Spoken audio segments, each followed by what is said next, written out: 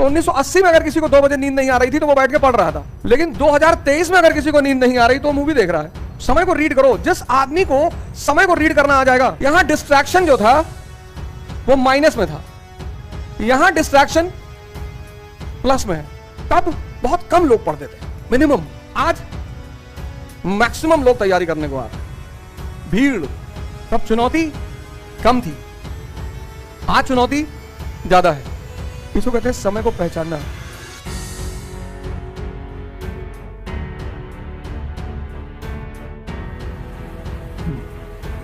जय हिंद फ्रेंड्स।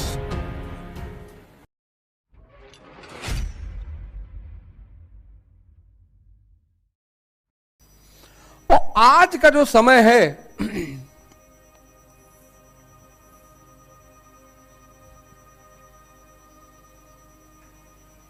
उसमें किसी को अपने लिए टाइम नहीं है। पहले तो दोस्त देर में मिलते थे, कभी कभी मिलते थे, अब तो दोस्त जेब में है। 1980 में तैयारी करना बहुत आसान था, 1980 में, 1990 में भी आसान था, लेकिन 2000 के बाद जो सबसे बड़ा झटका लगा वो तैयारी करने वालों को लगा। मोबाइल आ गया, और 2016 के बाद, मतलब कोरोना के बाद, तो स्थिति एकदम बदल गई है। 2 साल हर आदमी को ऑनलाइन की आदत पड़ गई।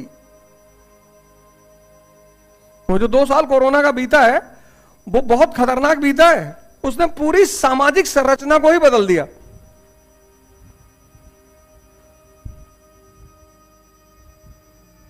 जो लोग 2 साल 1 साल घर में परमानेंट बंद रहे, कोरोना में लॉकडाउन लगने से पहले 3 महीने के लिए जियो का सब्सक्रिप्शन फ्री, सबके पास जियो का सब्सक्रिप्शन था और फ्री था। तो कोरोना ने क्या किया कि पूरी सोशल स्ट्रक्चर को बदल दिया।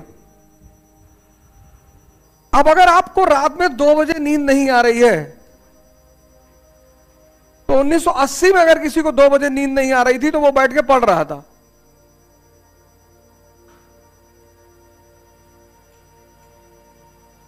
लेकिन 2023 में अगर किसी को नींद नहीं आ रही तो वो मूवी देख रहा है। कितनी चीजें बदल गई। 1980 में ऑप्शन ही नहीं था पढ़ने के सिवा, नींद ना आए तो पढ़ो। 1980 में पढ़ने के सिवा ऑप्शन ही नहीं था। लेकिन अब अगर नींद ना आए तो आप मूवी देख सकते हो। मूवी देखने थोड़ी आएंगे, पैसा भी दें, टाइम भी दें, और दूसरा हंसे तो हंसे, दूसरा रोए तो रोए। इतने बड़े पागल हैं। आचार्य चतुर्सेन की नॉवेल पढ़ लेंगे, वैशाली की नगरवधु, कितनी प्यारी नॉवेल है वो। मेरा पैसा मेरा समय, और दूसरे के इशारों पे हंसेंगे।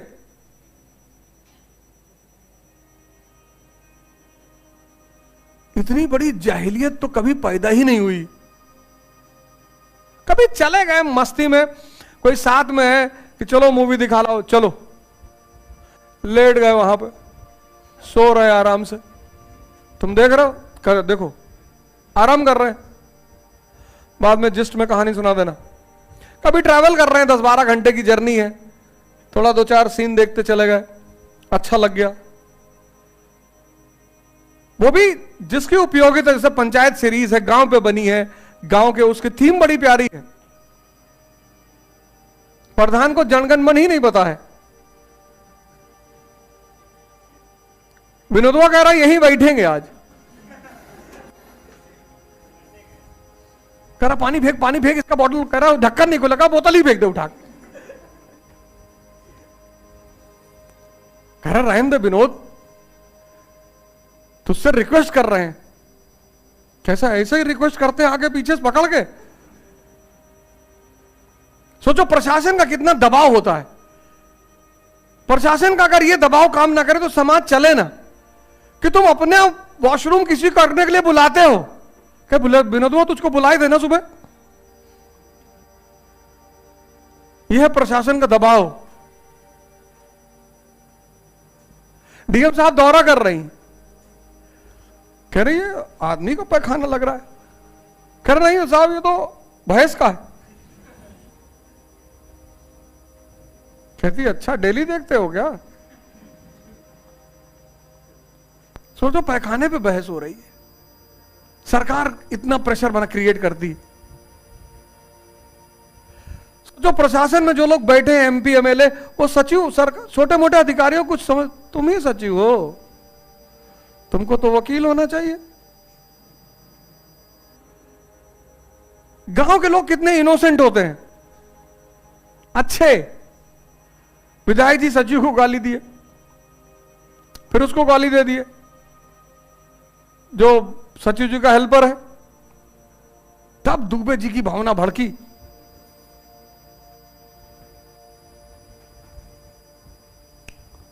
और इतने इमोशनल है कि जब भगाए जा रहे हैं, कह रहे कटहलवा मांग ले कटहलवा।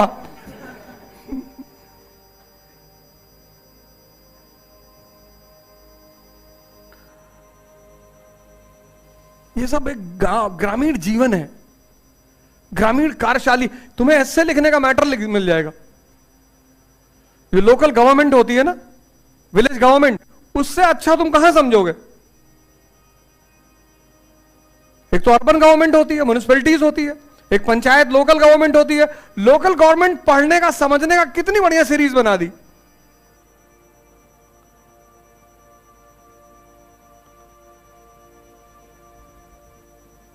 वो बेगरी भारत में कितना बड़ा कर्ज है, भिखारी, उस पर मूवी बना दी रेड लाइट। मुद्दे उठाओ। स्त्री की दशा अगर तुम्हें जाननी है प्रेजेंट भारत में, लज्जा मूवी है। एक और अर्बन हाई प्रोफाइल महिला वैदेही, फिर एक मिडिल क्लास की महिला, फिर लोअर मिडिल क्लास की महिला, फिर गांव की महिला।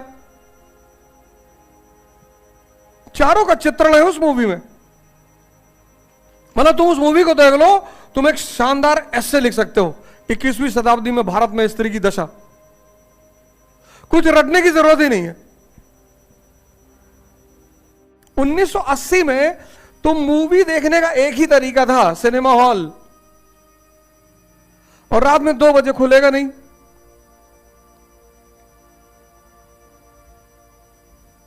रात में 2 बजे खुलेगा नहीं, वो खुलेगा सुबह 12 बजे, उससे पहले वो खुलेगा ही नहीं।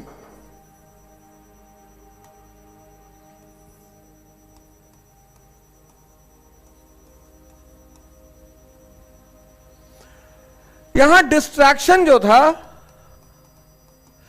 यहां वो माइनस में था, यहां डिस्ट्रैक्शन प्लस में है।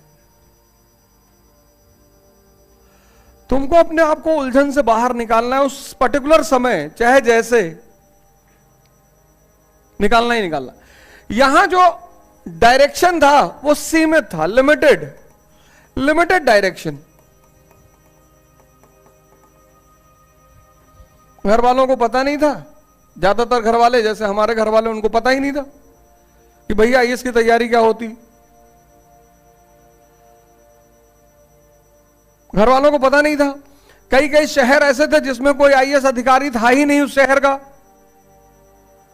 और डीएम बंगले में मिलने जाओगे नहीं। आज अनलिमिटेड डायरेक्शन है, अनलिमिटेड। यूट्यूब खोलो, हर आदमी कुछ ना कुछ बता रहा है। सिर्फ पढ़ाई में ही नहीं, हर जगह बता रहा है। योगा टाइप कर दो, 2500 वीडियो योगा के आ जाएंगे। कुछ भी टाइप कर दो, कुछ भी।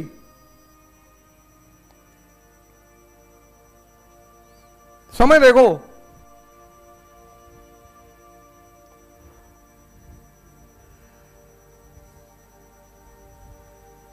समय को रीड करो। जिस आदमी को समय को रीड करना आ जाएगा, सबसे बड़ी चीज होती है समय को पहचानना, और हर आदमी की बस की बात ही नहीं है, संभव ही नहीं है। 91 में लिबरलाइजेशन आया, बहुत से लोग समझ ही नहीं पाए कि लिबरलाइजेशन का मतलब क्या है, और शहर की जितनी किनारे किनारे जमीनें थी वो मिट्टी के भाव में व्यवसायियों ने खरीद ली। मारवाड़ियों ने, पंजाबियों ने, इनको पता था ना अब क्या होने जा रहा है, चाहे वो दिल्ली हो चाहे मुंबई हो, मिट्टी के भाव खरीद ली, मिट्टी के भाव।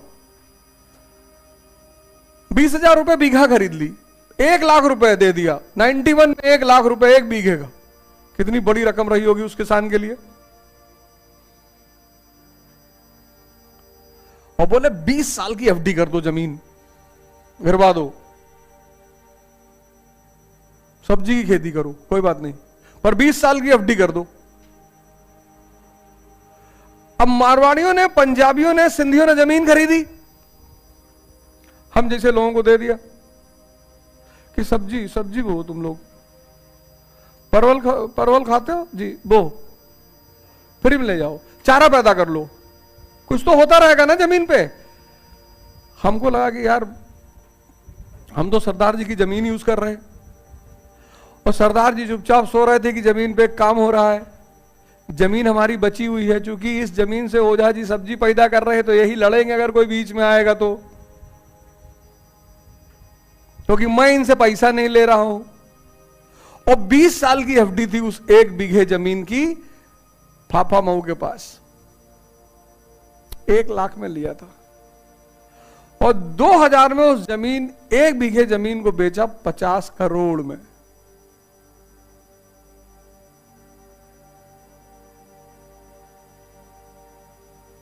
ऑन रोड जमीन है, ऑन रोड। इतना एप्रिसिएशन कोई बैंक दे सकता है? इसको कहते हैं समय को पहचानना। तुम सबने वो मूवी देखी 3 इडियट, सबने।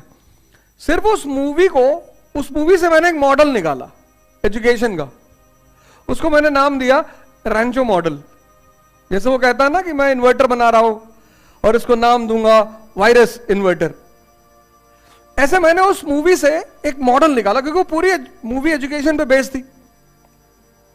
और अगर उस मूवी को कोई लड़का समझ जाए तो कोई कंपटीशन उसके लिए टफ रहेगा ही नहीं।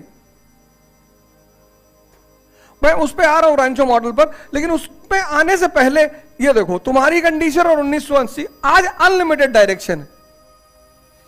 कोई कह रहा है हिंदू पढ़ लो, कोई कह रहा है इंडियन एक्सप्रेस पढ़ लो, कोई कह रहा दोनों पढ़ने की जरूरत नहीं, हम तो पढ़े ही नहीं थे।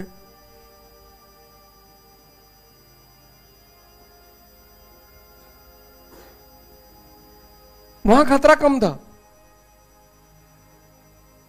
यहां खतरा बहुत ज्यादा है।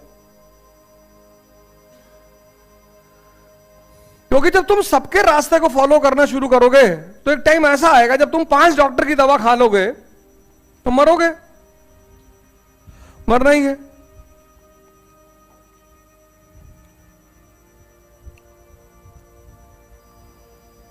तब बहुत कम लोग पढ़ते थे, मिनिमम। 1980 का इलाहाबाद,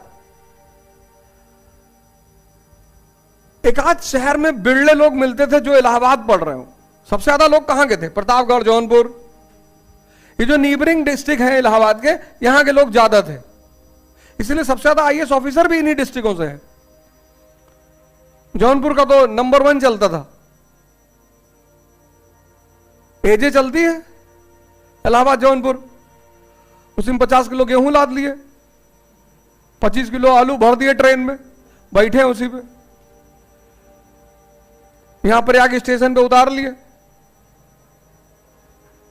मजिस्ट्रेट चेकिंग होती थी, वो सीनियर होता था इलाहाबाद का, उसको आई कार्ड दिखा देते थे, परमानेंट टिकट रखे हो जी, वो टिकट मांगता ही नहीं था। आज मैक्सिमम लोग तैयारी करने को आ रहे हैं, भीड़। सब भागे आ रहे हैं। करनी है। सोर्स लिमिटेड थे, लिमिटेड सोर्स, लिमिटेड। आज अनलिमिटेड सोर्स। इसका ये पढ़ लो, उसका वो पढ़ लो, ऐसा कर लो।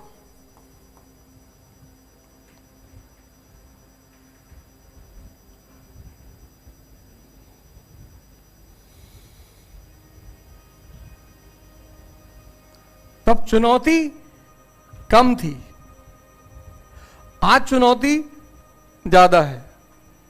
और सबसे बड़ी बात, क्योंकि डिस्ट्रैक्शन कम था, इसलिए लोगों की सिटिंग क्षमता बहुत अच्छी थी। हमारा एक सीनियर है मनोज गुप्ता, दिलदार नगर एक जगह पड़ती, गहमर, गाजीपुर के पास, वहां गए।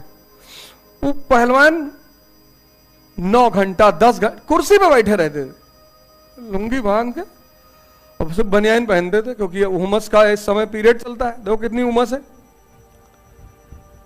और गमछा रखे रहते थे, पसीना पोंछते रहते। उनको देखकर मेरी ये हालत हो गई थी कि भैया रहने दो, अपना तो मर रहे हो, हमारी जान काहे ले रहे हो। क्योंकि जब कोई तुम्हारे सामने पढ़ रहा होता है तब तुम सो नहीं सकते। अगर तुम्हें इस तरह का रूम पार्टनर मिल जाए या पड़ोसी मिल जाए जो पढ़ रहा है 10 घंटा, तब तुम सो ही नहीं पाओगे। तो गजब के आदमी थे वो। आज सबसे बड़ी चुनौती है सिटिंग। दो घंटा बैठना मुश्किल है, 2 घंटा।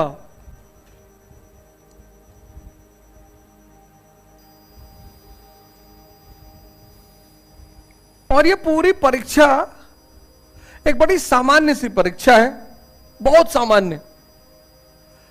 जितने असामान्य लोग हैं वही क्वालिफाई नहीं कर पाते।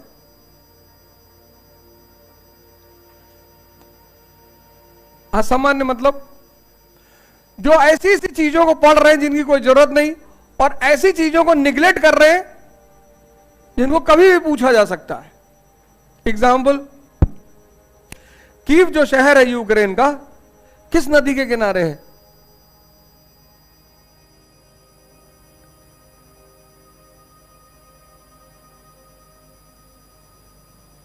जब रशियन आर्मी यूक्रेन में एंटर की, पहला पुल वही उड़ाया था।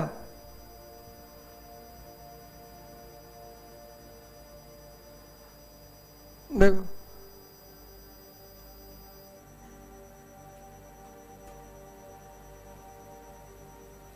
और जब पुल उड़ाया तो कोई बात रही होगी।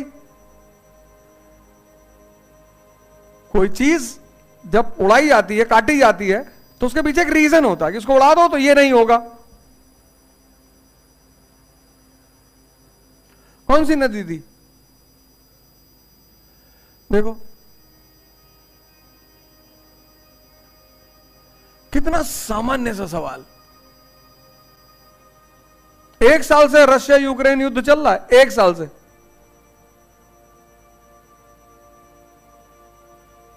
पूरी दुनिया को खतरा है रशिया यूक्रेन युद्ध से। हर आदमी टेंशन में है कि पता नहीं कब पुतिन वहां एटम बम मार दे।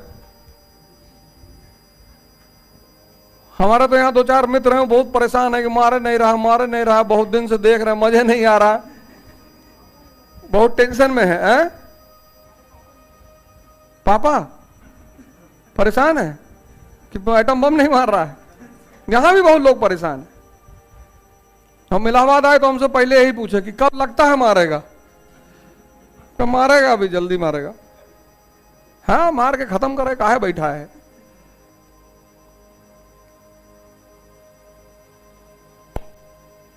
रशिया G8 का मेंबर था, क्यों निकाला गया उसको G8 से?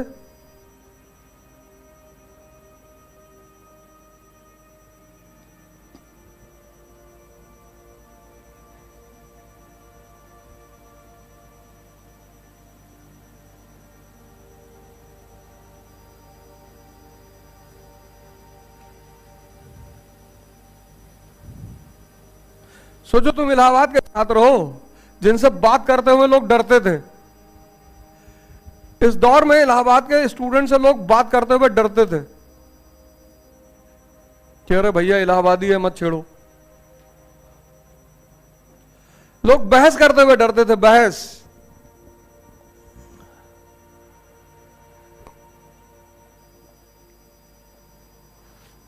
कि भैया इलाहाबादी है, इसको परेशान मत करो।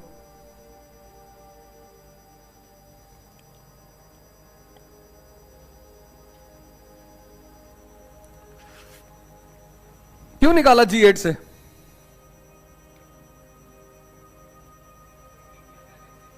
क्रीमिया का एनेक्सेशन कर लिया था। क्रीमिया जो प्रांत है यूक्रेन का, उसको रशिया ने किससे लिया था? उसको यूक्रेन रशिया ने ले लिया था। किस शताब्दी में लिया था और किससे लिया था? पूरा एडिटोरियल था ये, 7 महीना पहले, 8 महीना पहले, पूरा एडिटोरियल था।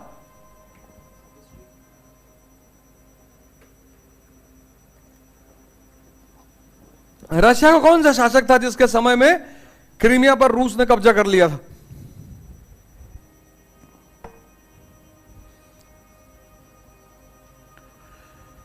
अब क्या करोगे तैयारी? अब तुमसे कठिन सवाल का उत्तर का तो आशा ही नहीं की जा सकती। जो ज्वलंत है, ज्वलंत बर्निंग टॉपिक जिसको कहते हैं, जब तुमको उस पर इंफॉर्मेशन नहीं है कुछ भी, वो तो शुक्र मनाओ कि तुम्हारे पिताजी यहां नहीं बैठे हैं, नहीं तो कहते हो इधर हो, इधर ओ चले घर।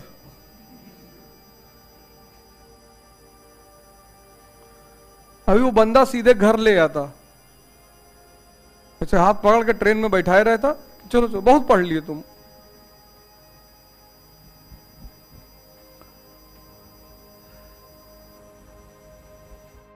इस देश में ह्यूमैनिटीज पढ़ाई नहीं आती 12th तक। 10th तक जो लोग पढ़ते हैं उनसे कहा जाता है हिस्ट्री पढ़ के कोई नौकरी नहीं पाता, और फिर वही लोग आकर आईएएस की तैयारी करते हैं बिना आधार, बिना बेस। साइंस के बच्चे को ह्यूमैनिटीज का अप्रोच ही नहीं पता। तो कुल मिलाकर जब आप ग्रेजुएशन के बाद तैयारी करने जाते हैं तो 2 लाख रुपए फीस का शुद्ध नुकसान होता है बिना बेस। श्री यथार्थ 18 मई से एनसीईआरटी कोर्स शुरू करने जा रही है, 4:30 बजे से लेकर 6:30 बजे शाम। 12 से 15 महीने में आपका पूरा बेसिक्स क्लियर कर दिया है। जितने भी लोग 12th कर चुके हैं उनके लिए तो बहुत अच्छा अवसर है। 12th के बाद जो ग्रेजुएशन फर्स्ट 12th कर चुके हैं, ग्रेजुएशन फर्स्ट ईयर में है, सेकेंड ईयर में, थर्ड ईयर में, उनके लिए बहुत अच्छा अवसर है, बहुत बेहतरीन अवसर है उनके लिए। यहां आकर 4:30 से 6:30 में एनसीईआरटी के इस कोर्स को ज्वाइन करें। और सबसे अच्छी बात क्या है, आपका 12 से 15 महीने के बीच में पूरी एनसीईआरटी कराई जाएगी, जिससे कि जब आप जीएस की कोचिंग ज्वाइन करें तो आपको यह ना पूछना रहे कि इकोनॉमी क्यों पढ़नी चाहिए, हिस्ट्री क्यों पढ़नी चाहिए, ज्योग्राफी क्यों पढ़नी चाहिए। और इस कार्यक्रम को मैं खुद लीड कर रहा हूं, मेरे नेतृत्व में यह कार्यक्रम चलेगा यहां पर श्री यथार्थ 4:30 बजे से 6:30। Thank you.